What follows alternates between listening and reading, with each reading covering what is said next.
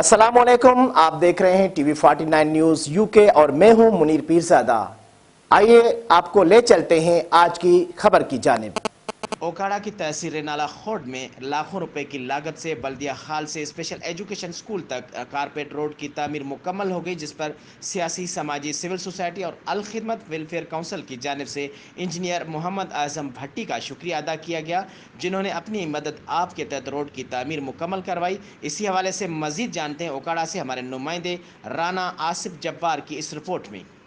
बल्दिया हाल से लेकर special education school तक लाखों रुपए की लागत से कारपेट रोड की तमीर मुकम्मल हो गई। इंजीनियर आजम भट्टी का शहरियों ने शुक्रिया अदा किया। इस मौके पर शहरियों ने मीडिया से गुफ्तगू करते हुए मज़ीद कहा है कि अल्हम्दुलिल्लाह रब्बिल आलमीन जी, अल खिदमत वेलफेयर काउंसिल रेनाला खोड की दरख्वास्त पर इंजीनियर मोहम्मद आजम भट्टी साहब ने रेलवे रोड पे काम का आगाज़ किया और यूँ 1.25 किलोमीटर जो है कारपेट रोड आज मुकम्मल हो चुका है। और यहाँ पर ना सिर्फ आबादियाँ हैं बल्कि बहुत से सरकारी दफातर, रेलवे स्टेशन, ग्रिड स्टेशन, गोला गोदाम, स्पेशल एजुकेशन सेंटर, वापडा के ऑफिस, पावर हाउस वगैरह यहाँ पे मौजूद हैं। और मैं ये समझता हूँ कि ये यहाँ के लोगों के लिए आसानी पैदा करने का बहुत बड़ा ज़रिया बना।